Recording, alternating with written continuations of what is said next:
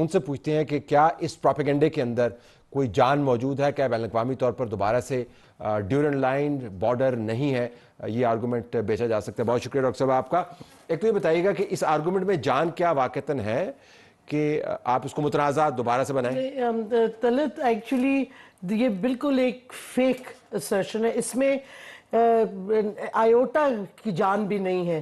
اس واسطے کیونکہ وہ ڈیورینڈ لائن کا بڑا نام لیا جاتا ہے. سر مورٹیمر ڈیورینڈ نے جب برطانوی یا کلونیلزم تھا تو افغانستان کے امیر نے ریکویسٹ کی برطانوی حکمرانوں کو کہ آپ آئیں اور بارڈر ڈرا کریں. کس واسطے؟ اس سے پہلے افغانستان ایک کوہیسو اینٹیٹی نہیں تھا, جیسے آپ برٹش انڈیا کہہ لیں یا جیسے پاکستان کے سٹیٹس جو کٹھے ہوئے ہیں. لیکن افغانستان مغل امپائر کے ساتھ تھا اس وقت تک کہ اب جو پنجاب ہے ہمارا ادھر تک آ رہا تھا. پھر جب مغلز ویکن ہو گئے پھر یہ ایونچولی افغان رولرز آئے, لیکن یہ جگہ جو تھی ایک سولیڈیفائی نہیں ہوئی.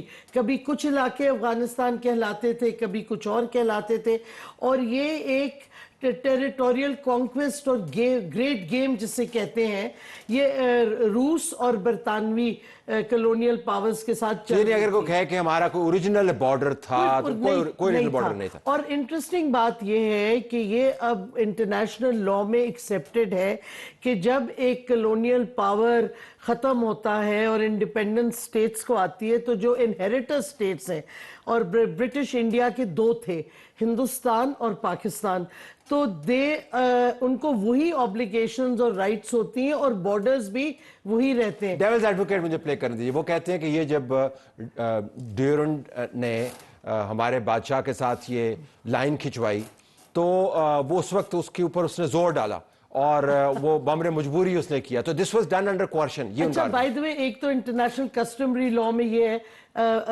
وینا convention on the law of treaties کے آنے سے پہلے وہ 1980 میں ریٹیفائی آپریشنائز ہوا اور وہ ریٹرو ایکٹیولی اپلائی نہیں کرتا, اور ویسے بھی پاکستان اور افغانستان نے اس کو ریٹیفائی نہیں کیا.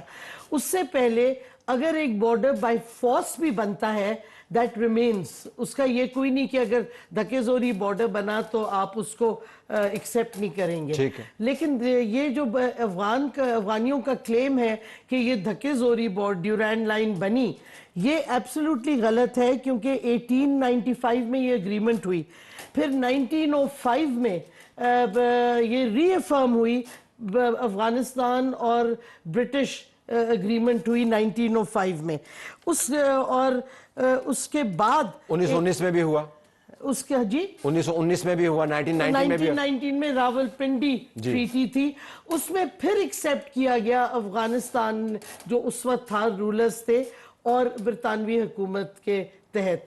تو یہ دو دفعہ ری افرم ہوا ہے اور 1895 میں یہ اگریمنٹ ہوئی ہے. تو یہ کہنا کہ یہ بارڈر نہیں ہے یہ غلط ہے. ہاں یہ بارڈر کی کئی یونیک فیچرز ہیں, جیسے ایزمنٹ رائٹس. کئی ٹرائبز جو ایک یا دو ٹرائبز ہیں جو ایکچولی ڈیوائیڈڈ ہیں اکراس دا بارڈر, ان کو ایزمنٹ رائٹس ملی تھی کہ they can travel. ٹھیک ہے, لیکن یہ اس بارڈر سے متعلق صرف نہیں ہے, دنیا میں جہاں پر بھی جو قبائل ہیں یا گھر جو ہیں وہ اگر ڈیوائیڈڈ ہیں تو ان کو ایزمنٹ رائٹس ملتی ہے, اور کیا کہتے ہیں ان کو بھی ملی, اور یہ لارج نمبرز نہیں. اور انٹرسٹنگ بات یہ جو ٹرائبز بارڈر پہ ہیں ان کی میجورٹی پاکستان کی سائڈ پہ ہے. تو اگر آپ اس طرح سے دیکھیں کہ یہ جو کلیم کرتے ہیں کہ جی ادھر بھی ڈیوائیڈڈ ہے تو زیادہ تو ادھر ہیں, تو پھر اب وہ حصہ پاکستان کی طرف لاتے ان کے لیے خطرناک ہے. That is just saying it lightly, but the fact is کہ ایکچولی ڈیورینڈ لائن کو as an international border accept کیا گیا دو دفعہ آفٹر دا سائننگ. اور پھر انٹرسٹنگ بات یہ ہے, اور یہ بڑا انٹرسٹنگ ہے, کہ برٹش گورنمنٹ نے ہاؤس آف کامنز میں بار بار ری افرم کیا کہ پاکستان از اے سکسیسر اسٹیٹ, اور جو بارڈرز اس وقت تھے وہ اسے انہیرٹ کیا. اچھا اگر آپ افغانستان کے زاویے سے دیکھیں اور افغانستان کے زاویے سے دیکھیں, افغانستان یہ کیوں آرگومنٹ کرتا ہے, یہ مانتے ہوئے کہ اپنی سرحد کو تحلیل کرنا کوئی اچھی بات تو نہیں ہے. ان کو تو چاہیے کہ کہیں یہ بارڈر ہے. افغانستان ایک یہ وہ پشتونستان کا بھی موومنٹ چلی تھی ایک زمانے میں, نیور ریئلی سکسیڈڈ, وہ بھی ہندوستان نے ایگ آن کیا تھا. یہ ان کا ایک عجیب فینومینن ہے بیکاز میجورٹی وہ ٹرائبس کی ادھر ہیں پاکستان کی سائڈ پہ.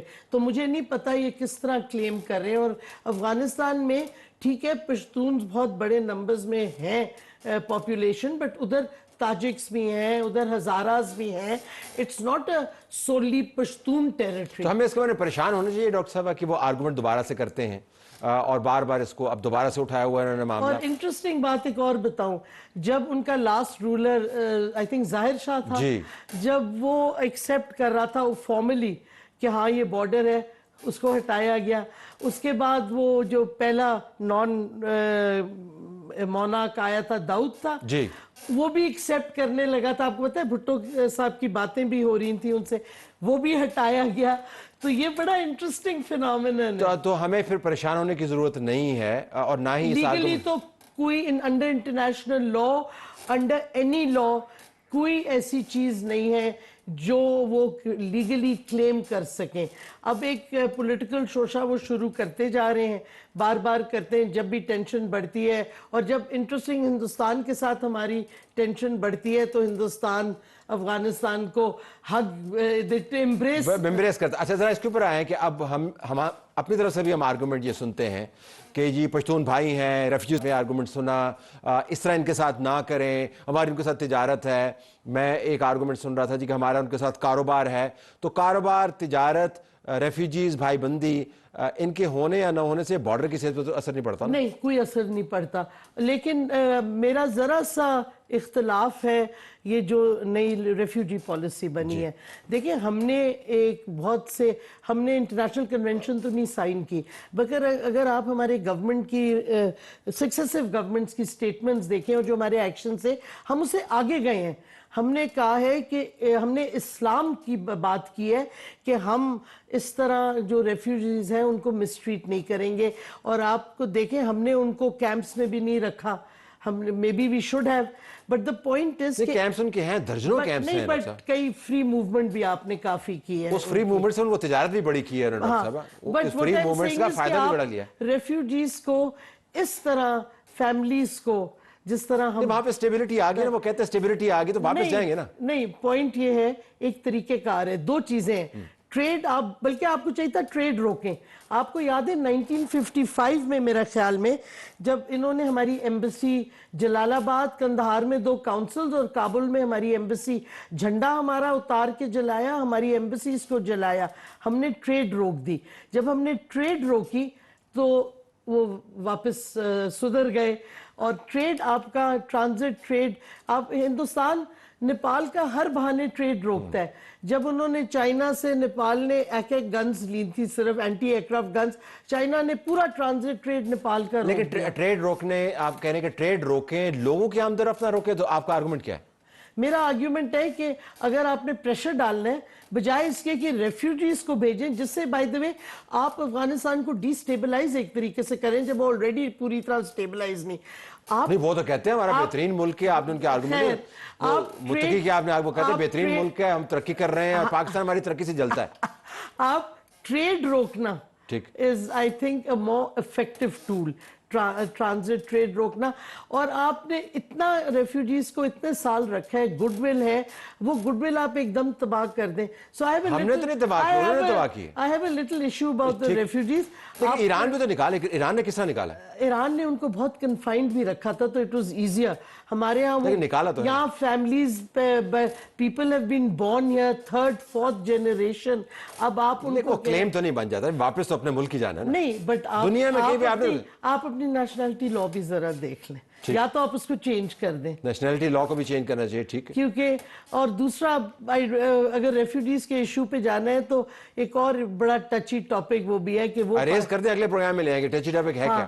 بٹ پوائنٹ یہ ہے کہ اگر آپ نے افغانستان کا بھی ٹرانزٹ ٹریڈ روکا تھا تو آپ نے ایک, مجھے تو وہ دوحہ اگریمنٹ کی سمجھ نہیں آئی. اس میں کوئی بات ہی نہیں ہے ٹی ٹی پی کی، کنٹرول آف ٹیررزم کی، تو یہ کیا سیز فائر ہے؟